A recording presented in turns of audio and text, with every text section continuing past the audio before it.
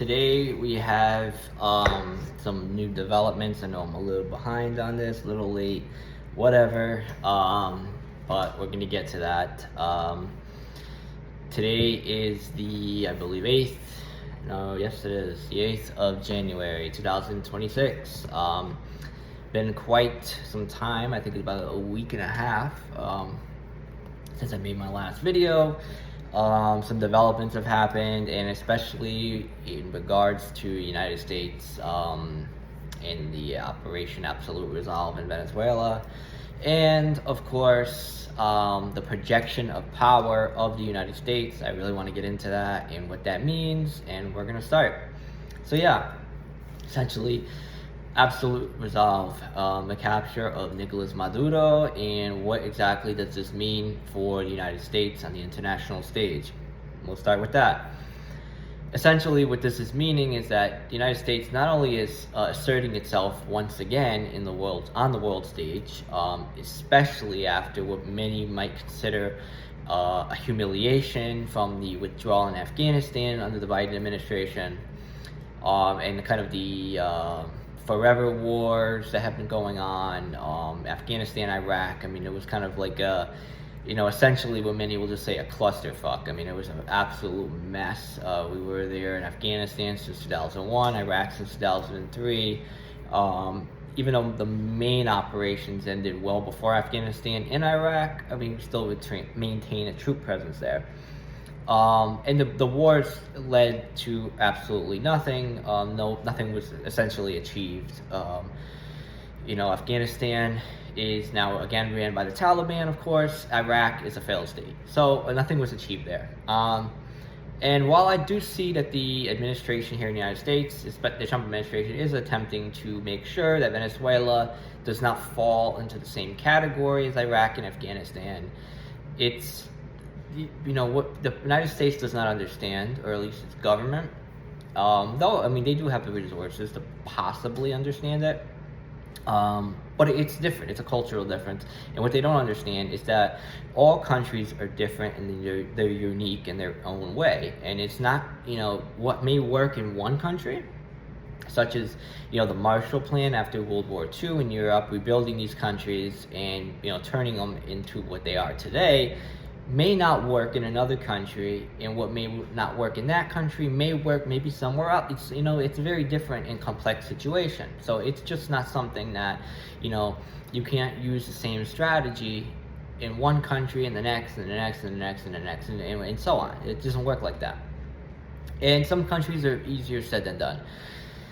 So, Venezuela is a large country. Upwards to between 25 to 30 million people. It's not exactly like invading Panama or Grenada. These are larger countries: Afghanistan, Iraq, Venezuela. One thing I guess you could actually say is that at least Venezuela is more of a westernized country. I mean, it doesn't have that religious extremism and the kind of cultural differences. Its culture is a lot more similar to the United States than the cultures of Iraq and Afghanistan, but it has a very difficult political situation that has gone on for decades, and it's not really widely understood with policymakers here in the States, and they think that they can just go in there and do what they want to do. It's a lot easier said than done. So, of course, what may come out of this is that, there's two paths that this can go down. So we can either go down the path of installing a pro-American government in there, and, maybe the country becomes the economy grows. It may take some time. The economy's been decimated under Maduro and the Chavez regimes of the past. It may take time. It could take years, it could take decades. Nobody knows for sure. It could never change. Who knows? And the other path is that it's going to fall into, one of two ways. It's going to continue with a pro-Maduro government, like what we're kind of seeing right now with the vice president that took over, or you're going to go down the path of like civil war and failed state path, which we hope doesn't happen. And I hope that other nations can kind of help out with that, I mean, it'd be great. I mean, there's other countries that actually claim that they are worried about the situation there. Hopefully that they can kind of help mitigate things. We don't know for sure.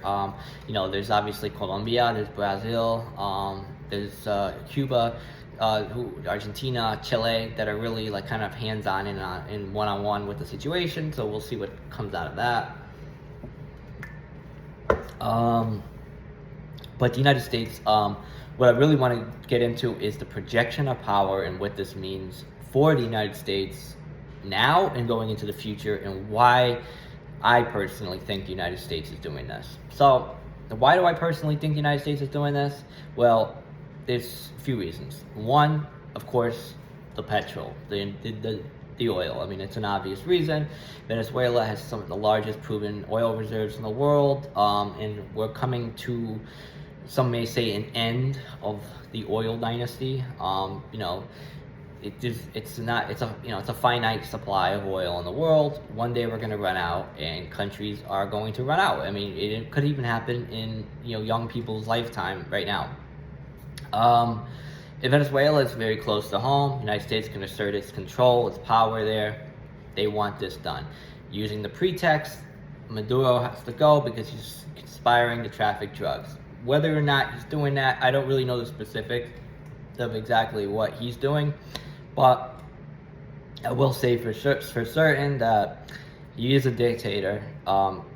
Yes, he has to go because he's suffocating that country, but is the United States actually there because they care about the people of Venezuela? No, that's just a farce. But we can all believe what we want to believe, and of course, that's just how things are. We believe what we want to believe, and whatever our political biases are and beliefs and whatnot, right? But the second thing I really want to touch on is that a lot of empires that are in decline tend to do these type of things. They assert these controls towards the end of their reign. So they're saying, well, let's just, project this, our technological and military might, so that we can show the world that we're not done, that we're still the power that we were, in the past.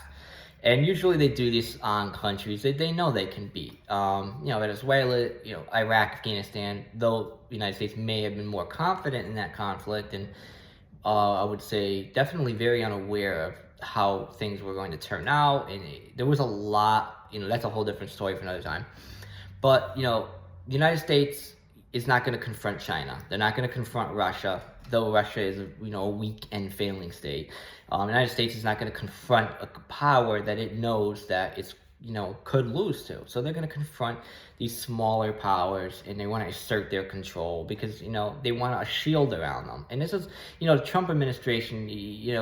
Trump's always, in his administration, has always been kind of like this isolationist type of pushing this isolationist policy, that kind of like pulling back from the EU and NATO. They kind of argue with Ukraine about supporting them. So what I really see is that especially another thing with the Greenland situation, taking the threats to Greenland, Denmark, a big U.S. ally, of course, but they're a very small country, and they stand no chance if this was to happen. Even the EU in itself doesn't stand a chance against the American military if that was to come to it. And of course, there's a lot of potential minerals and natural resources in Greenland that could be tapped. That's a different story, though. But again, the United States wants this shield around them. They can take Greenland. They can control the Western Hemisphere. They want to put almost kind of like an iron curtain, similar to what the Soviet Union did. And they want to just protect themselves through isolationist policies under the Trump administration. And, the United States is declining. We're not going to sit here and argue about that. It's declining in terms of its military might and projection, but it's mainly at home. The United States military is not so much in decline as, let's say, our home situation, with poverty and homelessness and addiction and loss of patriotism here in the country, and the economic situation, which is abysmal. That is really where the problems lay. So the problems are from the inside of the United States, really, because the United States can, it could project itself on the outside. The United States has we have nuclear warheads. We have a massive military. Technological military is unmatched, or power is unmatched in the world. So, and of course the tactics are, I mean, look at just Operation Absolute Resolve, how technologically and just the, how, like, shall I say, like, professionally, and just how intense the operation was, and how, the United States went in with basically not even a man touched in that sense. So, yeah, I mean, we are still the world's most powerful military here in the country. So, not going to argue with that. But again, we are breaking from the inside out, not from the outside in. Well, this isn't the Roman Empire. Our fall will be different. But again, a lot of empires in decline like to project this might, this military might. So they want to go and say, we're still the tough guy on the block. We're going to invade all these small little countries here to project our power, to show the rest of the world that we are still the country we were at the end of World War II. And that's essentially what the United States is doing. Knowing that it doesn't have the money to cover these, and many of these operations are small. For example, when we bombed Iran alongside, we helped Israel, destroying the nuclear bunkers with the enriched uranium. Just a small operation like that. Absolute Resolve, small operation. These are small operations that are meant to just, kind of instill this military might of the United States and project fear. But they're not, crazy operations. I mean, this is not going to be an Iraq-style war. At least I don't think so. But anything's on the table, of course, with the Trump administration, or just so I say, any administration in general. But anything is up for grabs, and of course, this is just this is my opinion, and I'm just kind of basing this on what we already know, and how I feel and what I've studied over the past decade, and there's a lot of little pieces of the puzzle you have to connect together to really see where things are going. And again, this is just my opinion on United States, its power projection, why we're doing this, why we went forward absolute resolve, and where we're gonna go from here. Of course, Greenland, something that we keep hearing, and Greenland, that is a whole different ballgame, because again, attacking Venezuela, who is an ally of Cuba and Iran and Russia, that's something that it's like, whatever, okay, we expect that. But to attack a EU member and a NATO member is a whole different thing. And even pressuring them to sell Greenland to the United States, or, anything that we kind of go forward with is damaging the United States' reputation around the world. This is a severe problem that we're going to have to face going into the next several years, not only with Trump in office, but for example, anyone that comes after him is going to have to really work 2-3 times as hard to kind of mend the damage that this administration is causing to us in terms of international relations. Again, we have a lot of problems, whether that is at our borders, whether that is across the world or in the same hemisphere. We have problems, and our allies are just not what they were at one point. For example, United States, without NATO, without United States in NATO, there's likely no chance that NATO could even survive a war. The EU is, from years of soft military policies following the Cold War, the EU is just not militarily ready. Though they're making improvements, especially Germany and Poland, for example, but I don't see that the EU is, in NATO in general, is even ready for a prolonged conflict. But that's my opinion. And that's, again, for a different video, different time. Today we're just kind of talking about the situation with the absolute resolve, United States, projection of power. So yeah, I'll leave that here for today. I know there's a lot more to talk about, a lot more to discuss, but kind of want to just brush over that and my opinions on it. And yeah, I'll leave that for there.